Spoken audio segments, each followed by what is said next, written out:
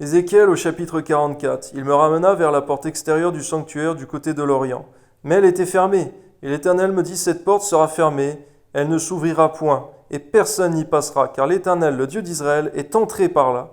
Elle restera fermée. Pour ce qui concerne le prince pourra s'y asseoir pour manger le pain devant l'Éternel. Il entrera par le chemin du vestibule de la porte, et il sortira par le même chemin. Il me conduisit vers la porte du septentrion, devant la maison. Je regardai, et voici, la gloire de l'Éternel remplissait la maison de l'Éternel. Et je tombai sur ma face. L'Éternel me dit, Fils de l'homme, sois attentif et regarde de tes yeux. Écoute de tes oreilles tout ce que je te dirai au sujet de toutes les ordonnances de la maison de l'Éternel et de toutes ses lois. Considère attentivement l'entrée de la maison et toutes les issues du sanctuaire. Tu diras aux rebelles, à la maison d'Israël, ainsi parle le Seigneur l'Éternel. Assez de toutes vos abominations, maison d'Israël. Vous avez introduit dans mon sanctuaire des étrangers incirconcis de cœur et incirconcis de chair. Pour profaner ma maison, vous avez offert mon pain, la graisse et le sang à toutes vos abominations. Vous avez rompu mon alliance. Vous n'avez pas fait le service de mon sanctuaire, mais vous avez mis à votre place pour faire le service dans mon sanctuaire. Ainsi parle le Seigneur l'Éternel. Aucun étranger incirconcis de cœur et incirconcis de chair n'entrera dans mon sanctuaire. Aucun des étrangers qui seront au milieu des enfants d'Israël. De plus, les Lévites qui se sont éloignés de moi quand Israël s'égarait et se détournait de moi pour suivre ses idoles, porteront la peine de leur iniquité. Ils seront dans mon sanctuaire comme serviteurs et auront la garde des portes de la maison et feront le service de la maison. Ils égorgeront pour le peuple les victimes destinées aux holocaustes et aux autres sacrifices, et ils se tiendront devant lui pour être à son service, parce qu'ils l'ont servi devant ses idoles et qu'ils ont fait tomber dans le péché la maison d'Israël. Je lève ma main sur eux, dit le Seigneur l'Éternel, pour qu'ils portent la peine de leur iniquité. C'est vrai, Seigneur, tu ne tiens point pour innocent le coupable, Seigneur mon Dieu, et le péché ne reste pas impuni. Garde, Seigneur, quiconque de se faire un jeu du péché. Donne-nous de marcher très loin, loin, au large, loin de l'iniquité, Seigneur, du péché, de la perdition éternelle, Seigneur, au nom de Jésus. Et donne-nous de ne pas faire avec négligence ton œuvre, car un malheur est attaché à cela. Amen. Ils ne s'approcheront pas de moi pour être à mon service dans le sacerdoce, ils ne s'approcheront pas de mes sanctuaires, de mes lieux très saints. Ils porteront la peine de leur ignominie et des abominations qu'ils y ont commises.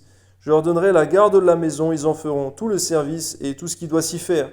Mais les sacrificateurs, les Lévites, fils de Tsadok, qui ont fait le service de mon sanctuaire, quand les enfants d'Israël s'égaraient loin de moi, ceux-là s'approcheront de moi pour me servir et se tiendront devant moi pour m'offrir la graisse et le sang, dit le Seigneur, l'Éternel.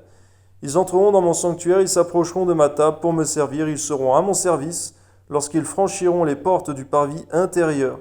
Ils revêtiront des habits de lin et n'ont sur eux rien qui soit en laine, quand ils feront le service aux portes du parvis intérieur et dans la maison. Ils auront des tiares de lin sur la tête et des caleçons de lin, de manière à sur les reins, et ils ne se ceindront point de manière à exciter la sueur. Lorsqu'ils sortiront pour aller dans le parvis extérieur vers le peuple, ils ôteront les vêtements avec lesquels ils font le service, et les déposeront dans les chambres du sanctuaire, et ils en mettront d'autres, afin de ne pas sanctifier le peuple par leurs vêtements. Ils ne se raseront pas la tête, ils ne se laisseront point non plus croître leurs cheveux, mais ils devront couper leurs chevelures. Aucun sacrificateur ne boira du vin lorsqu'il entrera dans le parvis intérieur. Ils ne prendront pour femme ni une veuve, ni une femme répudiée, mais ils prendront des vierges de la race de la maison d'Israël. Ils pourront aussi prendre la veuve d'un sacrificateur. Ils enseigneront à mon peuple à distinguer ce qui est saint de ce qui est profane, et ils lui feront connaître la différence entre ce qui est impur et ce qui est pur. Merci parce qu'aujourd'hui, Seigneur mon Dieu, ce qui est d'actualité, Seigneur, pour ton peuple, ce n'est plus le sacerdoce lévitique, mais dira-t-on le sacerdoce pastoral, Seigneur, principalement. Alors donc, permets, Seigneur, que ce sacerdoce soit bien accompli, Seigneur, dans le monde entier, pour tous ceux qui invoquent en quelque lieu que ce soit le nom de Jésus-Christ. Amen. Ils seront juges dans les contestations et ils jugeront d'après mes lois. Ils observeront aussi mes lois et mes ordonnances dans toutes mes fêtes, et ils sanctifieront mes sabbats. Un sacrificateur n'ira pas vers un mort de peur de se rendre impur, et il ne pourra se rendre impur que pour un père, pour une mère, pour un fils, pour une fille, pour un frère et pour une sœur qui n'étaient pas mariés.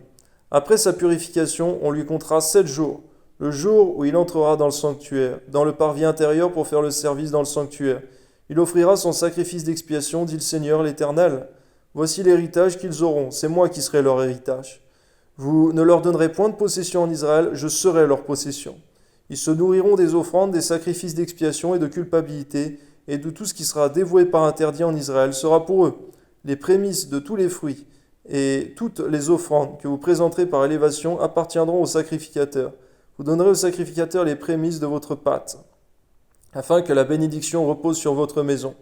Les sacrificateurs ne mangeront d'aucun oiseau et d'aucun animal mort ou déchiré. Toi soit la gloire, Père, au nom de Jésus. Amen.